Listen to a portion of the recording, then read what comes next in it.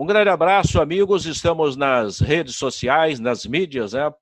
Estamos reunindo alguns amigos para falarmos daquilo que a gente gosta muito e todo brasileiro gosta, que é o futebol, né? Principalmente o futebol.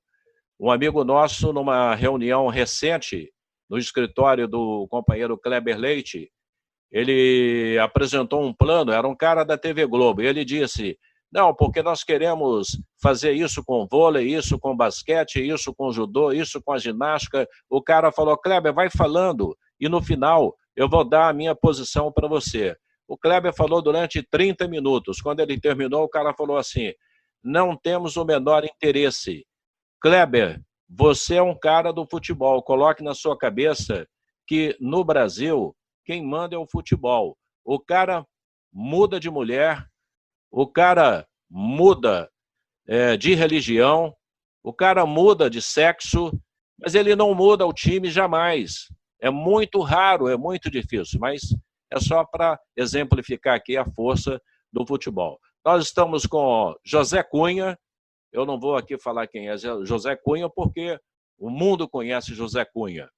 E o nosso querido amigo Daniel Pomeroy, homem da arbitragem, cara culto, fala vários idiomas, conhece como ninguém o mundo do futebol. E o Daniel Pomeroy é uma figura muito querida, né, de todos da imprensa, o nosso querido Daniel. Deixa eu começar com José Cunha. Prazer imenso, Cunha, ter você aqui nesse bate-papo. Vamos ficar durante 40 minutos aproximadamente. Tudo em ordem, Cunha? Meu querido Lula, boa tarde. Eu primeiro quero dizer a você da alegria que eu estou tendo hoje de reencontrar você e o meu querido amigo Daniel Pomeroy. Olha, o Pomeroy está na minha história no mesmo grau, no mesmo tamanho que você está, Lula. Desde o nosso início, neste futebol extraordinário que é o futebol brasileiro, que ninguém no mundo conseguiu até hoje ter as quantidades de vitória que o futebol brasileiro teve. Quero, no início, agradecer você pela oportunidade que está me dando e mandar um grande abraço para todos que estão nos assistindo e, muito especial, para o nosso querido Daniel Pomeroy. Muito bem, Cunha. Nós vamos ter outras edições, né, com outros convidados, outros amigos, e, na medida do possível, a gente vai manter esse time. Eu, você e o Daniel Pomeroy. Nós vamos trazer aqui Arnaldo César Coelho, vamos trazer o Carlos Alberto Parreira, enfim, grandes nomes, né? E pessoas do rádio também, do rádio e da televisão, pessoas amigas. Eu já conversei com Luiz Roberto, narrador da Globo, que deve assumir o lugar do Galvão, né? Luiz Roberto é homem de rádio. Durante muito tempo transmitiu na Rádio Globo de São Paulo. Eu me lembro numa Copa São Paulo de Futebol Júnior que dividimos uma cabine. A cabine cabia 3 pessoas. Eu transmiti quase que no colo do Luiz Roberto, ou ele sentado no meu colo. Empurrava para lá, empurrava para cá. Era a Rádio Globo São Paulo e Rádio Globo Rio. Rádio Globo São Paulo que, lamentavelmente, não existe mais. Ela foi sepultada. Me lembra uma reunião na Rádio Globo, quando um diretor do jornal O Globo assumiu o posto do Sistema Globo de Rádio, e ele anunciou, chamou todo mundo para anunciar várias mudanças na programação do Sistema Globo de Rádio. O cara falou 40 minutos. O Luiz Mendes, o comentarista da Palavra Fácil, levantou o dedo e disse: eu posso falar? Ele disse: claro, Mendes. Ele falou assim: marca o dia do sepultamento e vamos já marcar a missa de 7º dia também, da falência da Rádio Globo. Os senhores estão acabando de enterrar a Rádio Globo. O Luiz Mendes ali já estava prevendo o que aconteceria com a Rádio Globo, mas isso é problema deles. Eles são os donos da empresa, eles fazem lá o que eles bem entendem. Daniel Pomeroy, tá barbudo, hein, Daniel? Não fez a barba. Nosso Daniel, Daniel, quais são as novidades? Você, como homem que sabe tudo de arbitragem, sabe tudo de futebol, como é que estão as coisas, querido Daniel? Lula, meu querido amigo Luiz Carlos Silva, meu querido amigo Zé Cunha e nossos companheiros que estão nos prestigiando dessa live. Novidades vamos ter muitas, né? O futebol a cada vez mais vai evoluindo. Estão tentando fazer com o futebol, estudando algumas alterações no futebol também, para igualar algumas situações do futsal. E o futsal assimilando também algumas coisas do futebol. Por que isso? Porque a FIFA é que gere o futebol de campo, o futebol de salão e o futebol de praia. E, para ela quer todos na mesma equidade.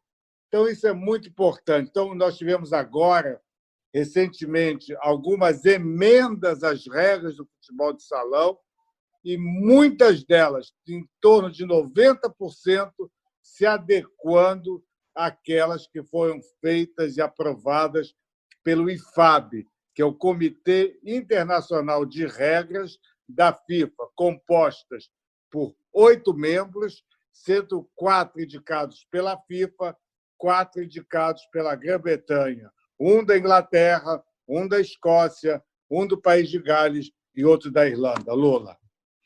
Tá certo. Futuramente nós teremos uma live com o Madeira, que é o presidente da Confederação Brasileira de Futsal, e a gente vai agendar isso. Cunha, faz uma pergunta aí para o Daniel, querido Cunha.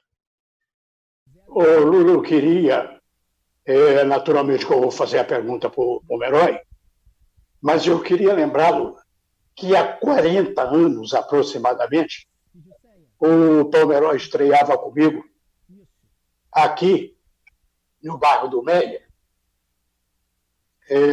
num jogo extraordinário. Na época era futebol de salão, não era a nova nomenclatura. E eu aprendi muito com o Pomeroy. E eu queria fazer a pergunta a ele o seguinte: Pomeroy, as regras novas do futebol de salão melhoraram ou pioraram o futsal, na sua opinião? Em certa parte, melhoraram. Algumas coisas nós tínhamos da época do futebol de salão, que foram abolidas inicialmente pela FIFA, quando absorveu o futebol de salão para si e tornou o futsal, que é o acrônimo de futebol de salão. E hoje ela voltou atrás essa semana algumas situações, como o caso do goleiro, que antigamente era permitido arremessar a bola à meia-quadra adversária sem que tocasse na sua meia-quadra. Mas o que observou-se Cunha, Luiz Carlos e nossos companheiros que nos estão nos prestigiando?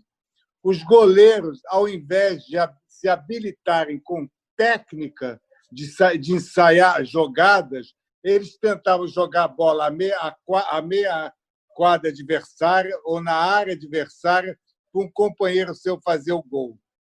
E isso virou um ping-pong de goleiro a goleiro, de goleiro a goleiro, inclusive ambos tentando fazer o gol. E a FIFA, observando isso, ela tentou fraccionar esse tipo de situação. Nas categorias de base, ou seja, abaixo do sub-16, o goleiro obrigatoriamente vai ter que colocar a bola em jogo inicialmente na sua meia-quadra para que ela possa atingir a meia-quadra adversária, para dar mais técnica. Categoria sub-17, sub-20 e adulto, seja masculino ou feminino, essa regra não vai perdurar, não vai funcionar, porque aí os jogadores estão mais habilitados, estavam sentindo falta da técnica. Um outro problema também que era muito complicado para a arbitragem era que, antigamente, quem encerrava o jogo era o árbitro. A posteriori, quem acabou encerrando o jogo não é o apito do mesário, do cronometrista, não é o trilar sonoro do cronômetro e não é o árbitro. Era a definição da trajetória da bola. E hoje, a partir de 1º de junho, quem termina o jogo é o apito sonoro do cronômetro ou o trilar do apito do cronometrista. O árbitro não mais encerra o jogo. Mudou-se completamente a regra do jogo e acabou-se aquela problemática que havia muita discussão, muito tumulto. E só se prorroga a partida em cada período de jogo para cobrar um tiro penal, como acontece no futebol, e como acontece no futebol de salão, um tiro livre direto à meta adversária, sem direito à formação de barreira, após a 5ª falta acumulativa. Isso também para impedir que o jogador, sabendo que a bola vai entrar, toque a bola com a mão, e já tem 5 faltas da sua equipe, e evite um gol. Dentro da área seria pênalti, cobra-se, e a partida é terminada imediatamente após a bola ficar totalmente inerte. Parou a bola, parou o jogo. Muito bem. Essa, para mim, foram 2 lances fundamentais. E tinha uma coisa também que é importante. Antigamente, isso aconteceu comigo em 2 vezes, em Vasco e Flamengo, no Maracanãzinho, lotado, com televisão ao vivo, pela Liga Nacional de Futebol de Futsal. Houve um choque, a trave caiu e um jogador chutou a bola. Ela passou por onde deveria estar a trave. E eu estava próximo à linha de fundo e confirmei o gol. Hoje já não vai ser mais assim. Se houver um choque casual, o árbitro paralisa a partida, vai dar bola ao chão, ou, se for um ato doloso, um tiro livre indireto, se for o caso do goleiro e se for o caso do atacante. Então, as coisas mudaram para nunca beneficiarmos o infrator. E, igualando ao campo, Cunha, uma falta praticada fora do campo de jogo, ou seja, da quadra de jogo, vai ser punida como se ocorresse dentro da quadra de jogo. Tá bom. Quando nós convidarmos o Madeira, aí a gente vai abordar de uma maneira mais ampla essas mudanças nas regras das arbitragens. Eu quero fazer algumas perguntas curtas aqui. Está ouvindo bem, Cunha? Está tudo legal? Estou tranquilo, Cunha? Tá? Tá bom. Cunha, qual foi o melhor narrador que você viu até agora no Rádio de São Paulo? Cite um nome. Pedro Luiz. Pedro Luiz. No Rio? Valdir Amaral. Valdir Amaral. Lá em Minas? Vilibaldo Alves. A Vilibaldo, né? Que não tem nada a ver com o Vili Gonza, que depois foi contratado porque ele imitava o Vilibaldo. É isso aí. O melhor árbitro em atuação que você viu atuar, Daniel Pomeroy, não vale falar você, melhor árbitro. Não, eu não fui um grande árbitro. Futebol não fui, não. Mas eu tive 2 ícones na minha vida esportiva com visão de árbitro. O israelense Abraham Klein e o brasileiro Romualdo Arpe Filho. O Arnaldo, para mim, é hors concours, porque foi aquele que me ajudou muito no início de carreira, onde arbitrávamos no futebol de praia na década de 70, no início da década de 70. Arnaldo Davi César Coelho, José Roberto Reit e o famoso lutador de jiu-jitsu, Carson Gracie. Tá certo. Armando Marques não entra na lista, não, né? Eu não tive muito contato com o Armando, eu não conheci pessoalmente para dizer. Mas eu não estou falando de contato, não. Eu estou falando de competência no apito. Sim, sem dúvida nenhuma. Eu sempre digo, Luiz Carlos, que a arbitragem ela foi divisória entre antes de Armando Marques e a posteriori da entrada do Armando Marques. Ele viabilizou a função do árbitro. Isso aí é complementar, Cunha, diga aí. Eu ia dizer isso, Lula. A arbitragem no Brasil tem uma história antes e depois de Armando Marques. Entendi. Você, inclusive, que levou lá em Ponte Nova, em Minas, o Armando Marques, né, que foi uma figura super comemorada. O Armando, toma aquela água, Cunha. Está na hora da água. Aqui é gravado, é ao vivo é gravado, não tem problema nenhum. Ô Cunha, essa discussão antiga que tem aí, Maradona foi melhor que Pelé, Pelé foi melhor que Maradona. Para os argentinos, Maradona é um deus, né? Em rápidas palavras, Cunha, quem jogou mais, Maradona ou Pelé? Ô Lula, toda vez que eu vejo essa comparação, alguém tentando comparar Pelé a Maradona, Maradona a Pelé, me vem à cabeça. Nunca, Lula, e eu tenho a convicção de que nunca mais nasce um jogador de futebol com o talento, a precisão, o controle emocional na hora do chute e a visão de gol que teve Edson Arantes do Nascimento. Está longe, Lula, longe de ser comparado a alguém.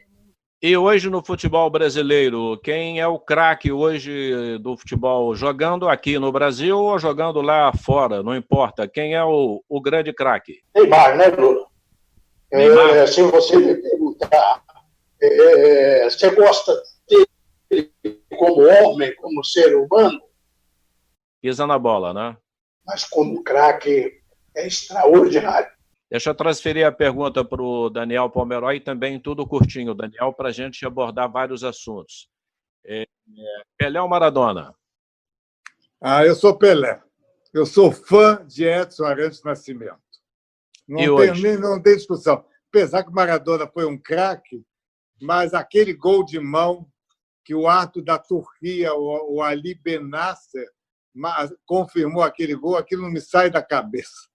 Então, eu vou muito mais no Edson Arantes do Nascimento, sabedor também de algumas malandragens do nosso querido Pelé. Lembrando que o Bruno Alex que é o homem que movimenta, né? Hoje a tecnologia é um negócio impressionante, né? A internet abriu os caminhos de uma maneira extraordinária e o Bruno está parecendo um lutador de UFC. Inclusive, o nosso querido amigo que apresenta o programa de toda terça-feira na 94 com grandes nomes do MMA. De cara com a fera. De cara com a fera. Como é o nome dele mesmo, Bruno? É o Rafael Luna.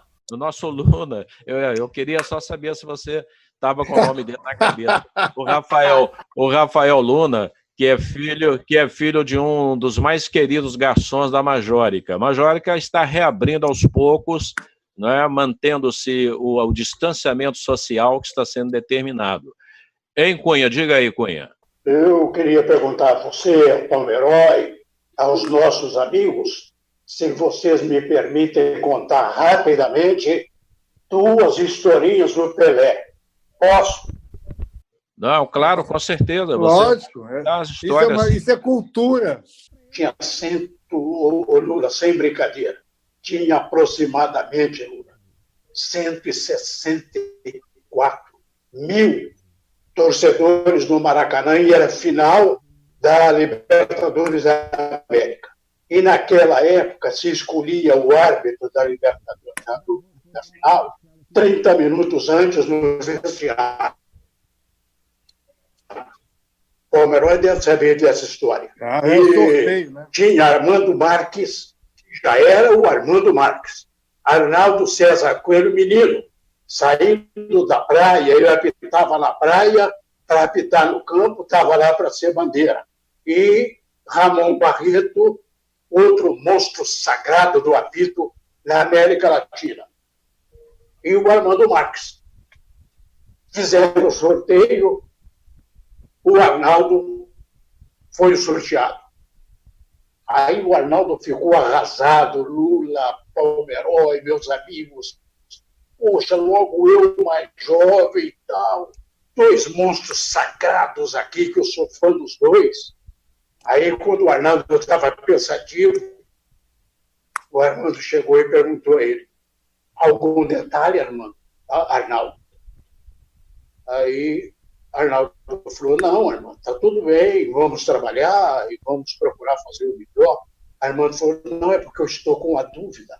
E o Arnaldo disse a ele: qual dúvida, Armando? Ele falou: hoje, quando o Maracanã gritar bicha, é para mim ou para você?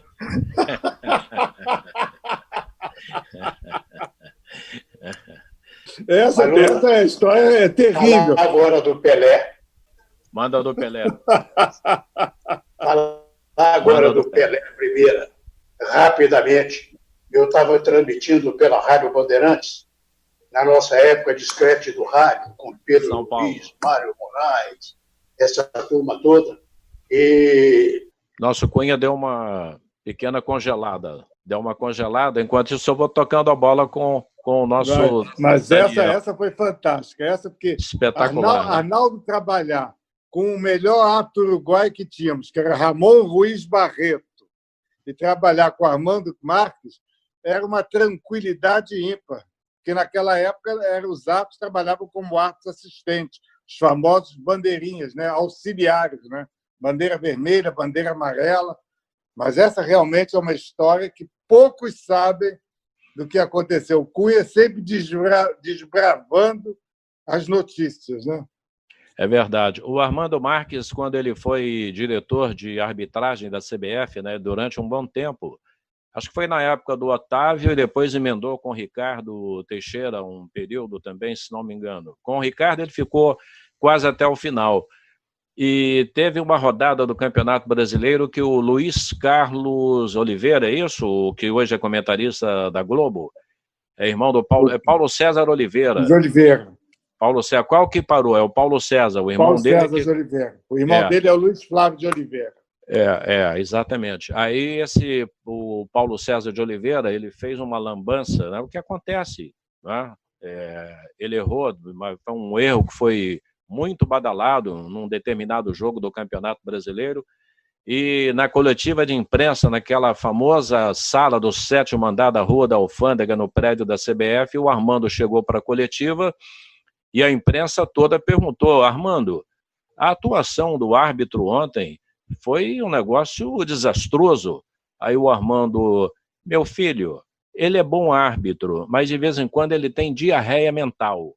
Então, essa foi a colocação do Armando, né? Sobre... Todos nós erramos. O mesmo claro. Poderia... O Armando não cometeu um erro no Campeonato Paulista? Aquele foi trágico, né? Que o Mendonça teve que proclamar 2 campeões. Não acontece, somos todos sujeitos a erros, né? Como aquele você vê, o mal Corinthians e quem? E Portuguesa, se não me engano. E o problema do José Assis Aragão, mal colocado, acabou resultando num gol no Palmeiras de São Paulo. Você vê também uma má colocação de um árbitro sueco, Martin Hampson, no jogo França e Irlanda do Norte, que acabou resultando na classificação da França para o Mundial. Às vezes acontece, o mau posicionamento também implica em campo de visão, que eles chamam de paralaxe na física. Então, tem essas coisas todas, Lula. Nós estamos dependendo, eu vou dizer sincero para você, não tenho vergonha nenhuma. No primeiro jogo clássico que eu aptei na minha vida, foi logo uma decisão no Maracanã, em 91, Fla-Flu. E vinha num contra-ataque, do contra-ataque do Fluminense, e eu vi claramente o Júlio Baiano derrubar o Bobô. Eu não tive dúvida, marca da Cal. Falei, meu Deus, eu estou tão próximo do lance, como vi claramente, quando eu cheguei na televisão à noite, eu estava vendo que eu estava próximo da linha do meio de campo. Mas a minha visão foi tão boa que eu não titubeei em marcar a penalidade máxima, que foi clara. 3 minutos depois, houve uma disputa pela posse da bola e eu estava a menos de meio metro. E fiquei encoberto. E não vi o jogador do Fluminense meter a mão na bola fora da área, quase na linha do meio de campo. Eu não vi. Por sorte minha, resultou no contra-ataque, que acabou o Paulo Nunes empatando o jogo aos 24 minutos do primeiro tempo. São lances que acontecem com quaisquer arbitragens. Nós somos todos falíveis. Só não pode haver uma coisa que é principal, é dolo, é má intenção. Claro. Erro de interpretação, estamos todos sujeitos. Agora, o Daniel, embalando ainda, dando sequência, né, neste papo de arbitragem. Agora com o VAR é um instrumento que veio realmente para ajudar e muito o árbitro no campo de jogo, apesar de fica 2 minutos olhando, aí vai lá, confere o lance, mas o VAR é hoje uma ferramenta espetacular para a arbitragem. Ficou até mais fácil apitar hoje, não é, Daniel? Facilitou o árbitro. E muitos deles têm se omitido em tomar poder de decisão para aguardar a definição do ato de vídeo. Porque nós temos hoje, nas escalas que estão feitas pela CBF, pela Federação do Rio de Janeiro, que a gente acompanha sempre as designações, são feitas em audiência pública, temos um ato de vídeo, que é o ato que vai comentar os lances executados pelo árbitro. E temos o ato de vídeo assistente, que geralmente é o número 2, que vai focalizar os lances de impedimento e de saída de bola pela linha lateral, pela linha de fundo, colaborando com o ato assistente, o famoso bandeirinha auxiliar. Veio para ficar, veio para minimizar a problemática. Só eu acho uma coisa, lances claros de impedimento, Luiz Carlos, não precisa esperar a definição da jogada. Está impedido, houve um lance cristalino de posição irregular da regra 11, levanta o instrumento de trabalho. Não deixa prosseguir na jogada, porque tem o gol. Você narrando, Cunha narrando, outros colegas da nossa imprensa esportiva transmitindo o gol. Quanto tempo se perde para comemorar? Perde até aquele elan. Dá uma quebrada. Dá uma quebrada. Isso aí. Você perde aquela galhardia que vocês transmitem o gol, para pela metade. E gera dúvida em todo o público. Bom, nosso Zé Cunha estava contando, né, a história do Pelé. A do Pelé, você estava narrando pela Bandeirantes de São Paulo, né? Bandeirantes. O prefixo da Bandeirante tinha um cara que falava assim, identificação, Bandeirantes. Mas Cunha, conta aí a história do Pelé. Pois é, aí o Chicão meteu o primeiro gol. Aí, no primeiro tempo terminou, Botafogo de Ribeirão Preto 1, Santos 0. Aí a torcida do Botafogo inflamada deu uma vaia no Pelé e ele fez aquele sinal de aguardem. Veio o segundo tempo, meu querido Lula, 11-1 para o Santos. 8 do Pelé, 2 do Coutinho e 1 de Pepe. Este foi o Pelé, o maior goleador que o mundo viu em todos os tempos. E tantas outras histórias Santista proporcionou, lembrando que ele teve um secretário inigualável, que foi o Coutinho. A história não deixa mentir. Como Pelé, até hoje, ninguém.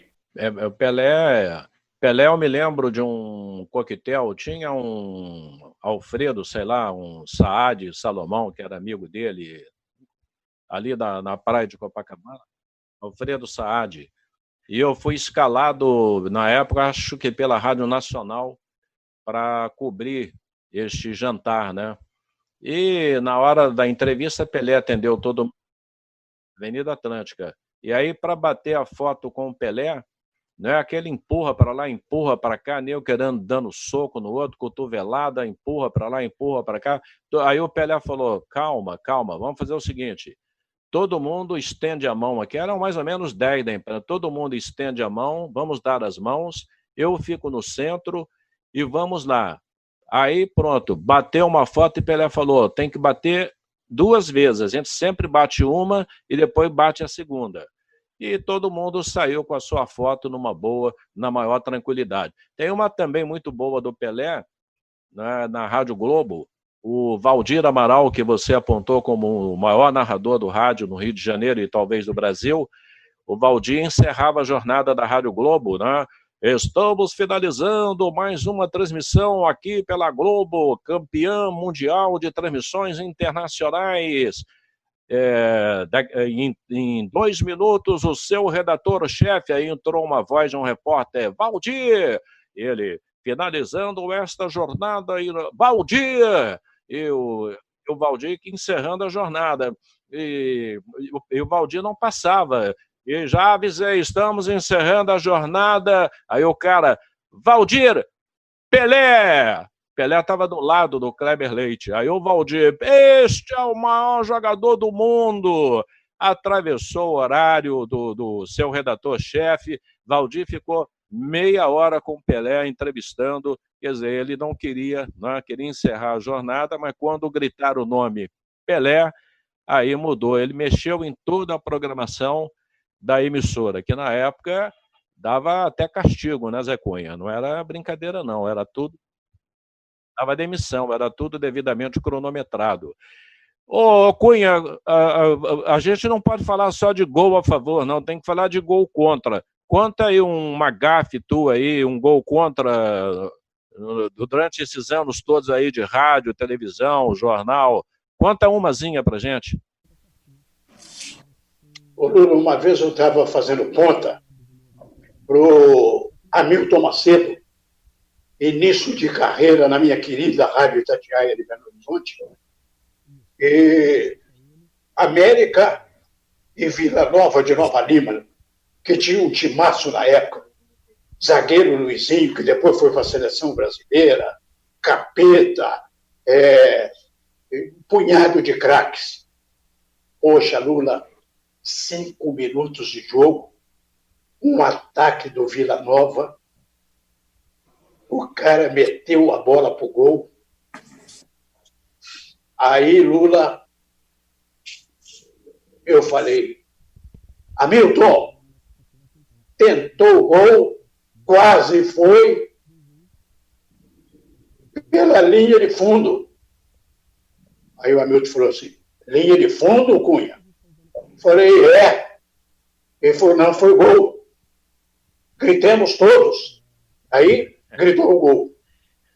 Esse foi um dos foras que eu dei na minha carreira, mas fui perdoado, Lula, claro, porque ainda estava muito no início, lá em BH. Com certeza. O Daniel, tem alguma historinha curtinha boa para contar, sua da arbitragem, Daniel? Tá, tenho duas até. Uma que foi a minha pior arbitragem que eu fiz no futebol de campo, na decisão da Taça Rio do interior, que naquela época tinha Taça Rio da capital e Taça Rio do interior. Eu fui apitar Saquarema e Friburguense em Saquarema, no estádio João Bravo. Lula, Cunha, eu não acertei nada no jogo. Nunca aconteceu na minha vida. Eu fiz lambança do primeiro ao 90º minuto. Dei 2 cartões amarelos para um jogador, dei 2 cartões amarelos para o outro jogador. Só tive a boa coisa de começar e acabar o jogo. Quando acabei o jogo, eu falei, eu vou apanhar hoje aqui em Saquarema. Surpreendentemente, a torcida veio me abraçar. E quem acabou apanhando foi meus 2 bandeirinhas. E teve um segundo lance que me marcou muito. 10 anos depois de um jogo polêmico entre Goytacazes e Flamengo, eu fui escalado pelo Dr. Antônio de Pádua, que era presidente da Comissão de Arbitragem, em 91, para dirigir Goytacazes e Flamengo no estádio Ari de Oliveira e Souza, em Campos. Houve um lance em que o Paulo Nunes entrou na área, o goleiro Jefferson do Goytacazes derrubou. Marca da cal. Aí vieram todos os jogadores do Goytacazes. Pomeroy, olha o Bandeira. E era o Guilherme Fernandes, assistente, excelente assistente, estava com a bandeira amarela levantada, com o sol batendo naquela bandeira amarela de lamê, não deu para enxergá-lo. Aí eu peguei a bola da marca do pênalti, que ele perguntei, Guilherme, o que houve?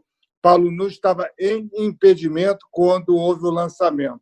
Peguei a bola da marca da cal da área penal do Goitacazes, botei no local próximo onde ele estava, assistente, e todo mundo ficou me olhando assustado, porque eu tinha desmarcado um pênalti a favor do Flamengo.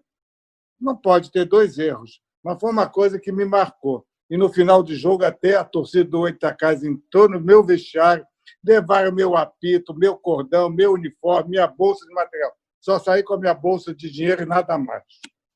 Deixa eu te contar para você, para o Marói, e para quem estiver nos seguindo aí pelo mundo inteiro, uma história do Amilcar Ferreira. Contando para a nova geração que Amilcar Ferreira, amigo meu, amigo do Lula, amigo do Pomeroy, Amilcar era o nosso querido Bocão. E ele estava apitando o Bom Sucesso em Botafogo, no Maracanã. E o técnico do Bom Sucesso era o Duque. E o Duque falou com o Chiquinho, que era um anão de jardim. Não sei se você lembra dele, pequenininho. O Duque falou, não quero que você jogue. Eu quero que você não deixe o Jefferson jogar. Aí, Lula, toda a bola que o Canhota pegava, o Chiquinho abraçava com ele falta. Vinha outra bola, o Canhota controlava, Chiquinho abraçava falta. Terminou o primeiro tempo, Gerson foi lá, falou com o Amilcar. Falou, pô, Amilcar, esse camarada não me enche o saco, não está deixando a gente jogar e tal, beber, papapá. Aí o amigo olhou para o Gerson e falou assim, dá um toque nele, que eu finjo que não vejo. Aí, rapaz, primeira bola que o Chiquinho pegou no segundo tempo, Canhota veio de lá, deu nele um toco no tornozelo, ele caiu lá, ai, amigo, foi bem feito, não. Você está perturbando a vida dele desde o início do jogo, bem feito. Aí passaram lá uma água lá no Chiquinho, recuperaram o Chiquinho. Tá bem, Chiquinho falou, vamos recomeçar. Segunda bola que o Chiquinho pegou, Canhota veio de lá e deu o segundo toco no tornozelo dele. A Milka veio correndo no meio do campo, olhou para o Gerson, fora! Não tinha cartão vermelho naquela época, não, fora! Gerson falou, você mandou uma coisa? Ele falou, mandei, dá uma. Festival, não. Passou da dose, abusou. Essa é verdade, essa é verdadeira. Essa história eu já escutei uma vez, já. Né? Vamos fazer um ping-pong sem alongar muito, porque a gente vai encerrar daqui a pouquinho. O tempo urge. O tempo urge. Eu vou contar uma minha rápida aqui, depois eu quero fazer algumas perguntas aqui sobre o futebol do Rio. Eu fui transmitir um jogo do Vasco, daqueles famosos Bye Bye Brasil, Flamengo e Vasco saíam pelo Nordeste, e eu fui transmitir Vasco, se não me engano, foi na Paraíba, no interior da Paraíba. A Rádio Globo, com uma audiência tremenda, os caras ouviam o jogo olhando para a cabine, olhava para o campo, olhava para a cabine, né? Era uma emoção total. E aí uma falta da entrada da área. Roberto Dinamite, falta para o Vasco. Roberto Dinamite, 10 na camisa. Quase 90% garantidos de gol para o Vasco. Partiu Roberto. Perna direita, mandou lá dentro. A bola não tinha entrado. A bola fez uma curva, bateu na rede. Não tinha sido gol. E é o gol do Vasco. A galera virou-se para a cabine e meteu uma vaia. A galera deitou e rolou. São coisas que acontecem. Cunha, o Flamengo ainda é disparado o favorito no futebol do Rio. Não vou falar do Brasil. Se você achar que é do Brasil também, você pode falar. Ô Lula, sem sombra de dúvida, o time do Flamengo que terminou, o elenco do Flamengo que terminou o ano é maravilhoso. E eu tenho a impressão, Lula, que o Flamengo ainda vai ganhar muitos e muitos campeonatos, porque com o técnico que ele tem, com a diretoria que ele tem, com o elenco que ele tem e com a torcida que ele tem, Lula, ele tem realmente uma dianteira extraordinária no futebol brasileiro na atualidade. Você pensa da mesma forma, Daniel? Pleno acordo com o Cunha. Eu acho que no Rio de Janeiro ainda ele é um time imbatível. Futebol tem coisas que a gente não pode se assegurar, mas teoricamente é um time imbatível. Sem nenhuma provocação, também com uma análise curta, Zé Cunha. É com tristeza, né? Eu não é te provocando, não, porque eu sei que você em Minas é Cruzeiro, o América, sei lá qual é o teu time. O Cruzeiro acabou. Praticamente, né? Não é porque vai disputar a Série B, não. O Cruzeiro está devendo quase 1 bilhão. Enfim, para resumir, a situação do Cruzeiro é desastrosa. Eu acho que hoje, ainda de manhã, a Polícia Civil bateu de novo na Toca da Raposa. O que fizeram com o Cruzeiro, hein, Zé Cunha? Infelizmente, Lula, formou-se uma quadrilha, todo dia tem polícia lá na porta, Lula, todo dia tem inquérito, todo dia tem gente sendo presa.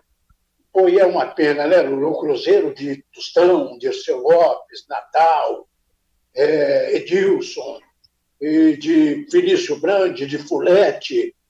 Poxa, eu vi com muita tristeza, Lula, a morte, porque não tem outro termo, Lula, a morte de um Cruzeiro que começou a ser desmontado na época de Zezé Perrella.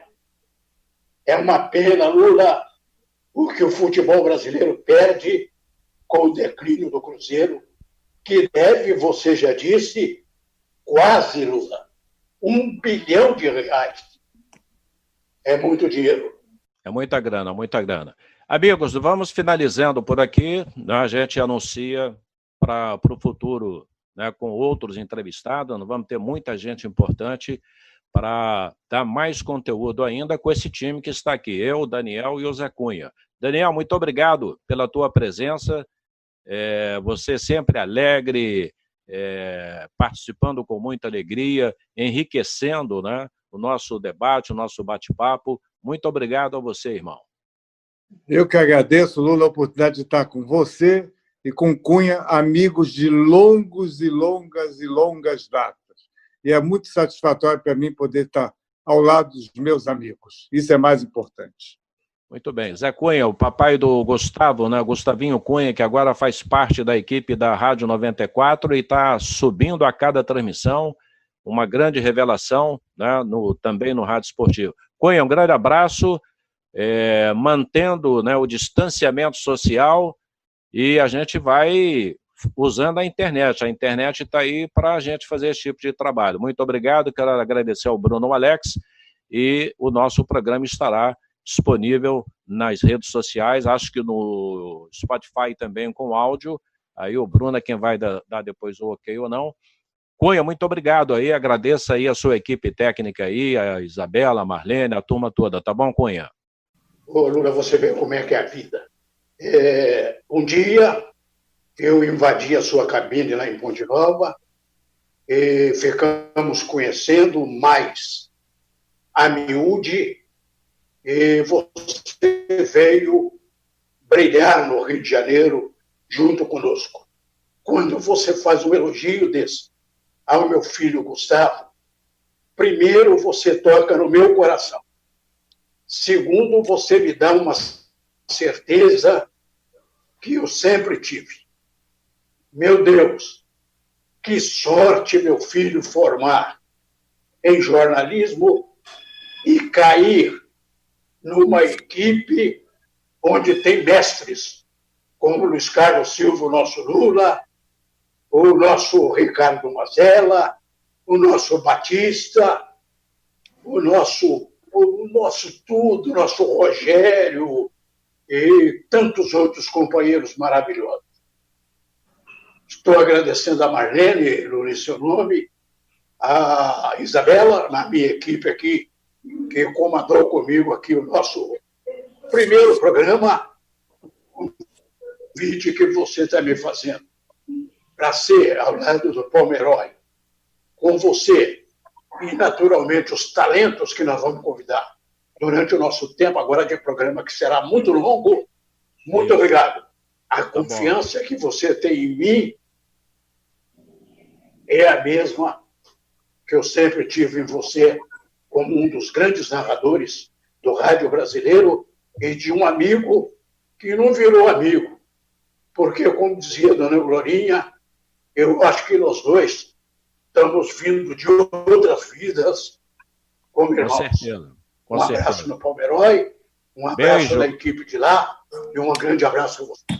Um abraço. Valeu. Outro. Grande abraço. Encerrando aqui. Saúde para todos.